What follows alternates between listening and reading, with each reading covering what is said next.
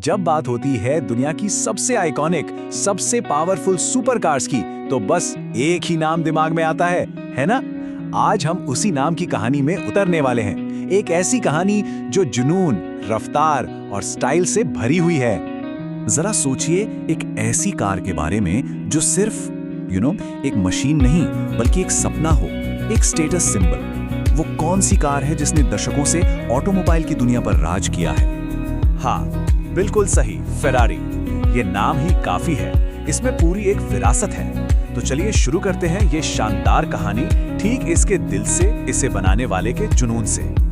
हर बड़ी कहानी के पीछे ना एक बड़ा सपना देखने वाला होता है, और फरारी के लिए वो थे एनजो फरारी।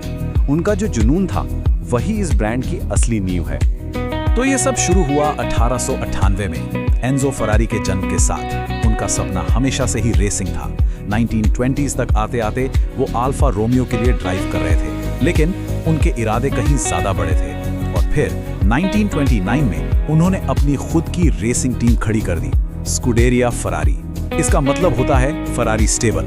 बस यहीं से उस लेजेंड की शुरुआत हुई। और पता है, इसी टीम के साथ सामने आया वो आइकॉनिक लोगो जिसे आज पूरी दुनिया पहचानती है, द प्रैंसिंग हॉर्स।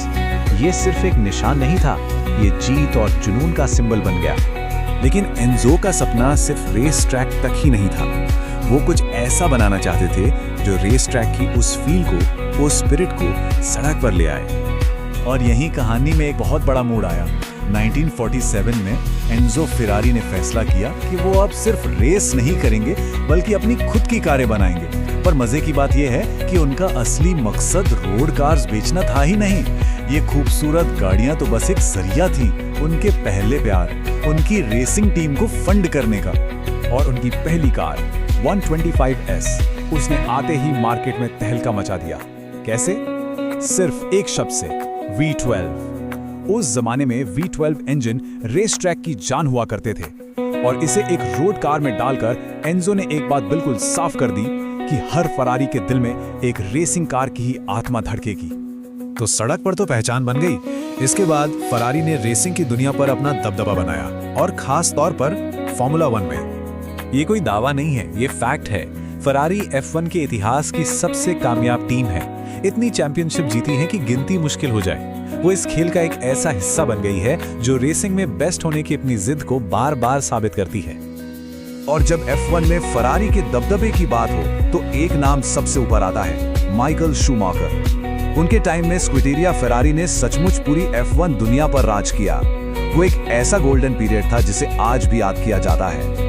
अब रेस ट्रैक पर जो ये कामयाबी मिल रही थी, उसने सड़क पर चलने वाली कारों को और भी स्पेशल बना दिया। फेरारी ने ऐसी कारें बनाई जो सिर्फ गाड़ियां नहीं थी, वो तो जैसे आर्ट का एक नमूना थी।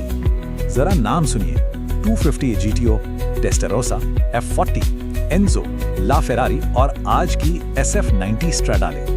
हर एक नाम अपने आप में एक पूरी कहानी है, डिजाइन और परफॉर्मेंस का एक नया बेंचमार्क। ये कारें सिर्फ तेज नहीं थी, ये तो पीढ़ियों के लिए एक सपना बन गई।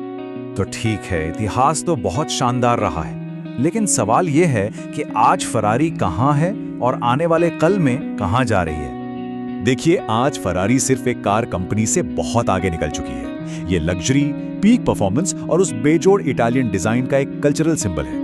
इसे ओन करना एक अचीवमेंट माना जाता है। और फरारी हमेशा फ्यूचर की तरफ देखती है। जहां पुराने जमाने में इसकी पहचान थी प्योर V12 पावर और मैकेनिकल मास्टरी, वहीं आज इसका भविष्य हाइब्रिड टेक्नोलॉजी और मॉडर्न इंजीनियरिंग में है। मतलब ब्रांड अपनी जड़ों को सम्मान दे रहा है, पर साथ ही नई टेक्नोलॉजी को भी अपना रहा है। तो आखिर में ये सब हमें एक बड़े दिलचस्प सवाल पर लाकर छोड़ देता है। फरारी का असली मतलब क्या है? उसकी जबरदस्त परफॉर्मेंस या फिर उसकी शानदार लग्जरी? शायद इसका असली जादू इन दोनों के बीच के उस परफेक्ट बैलेंस में ही है। एक ऐसी विरासत जो हमेशा परफॉर्मेंस की हदों को तोड़ती रहेगी।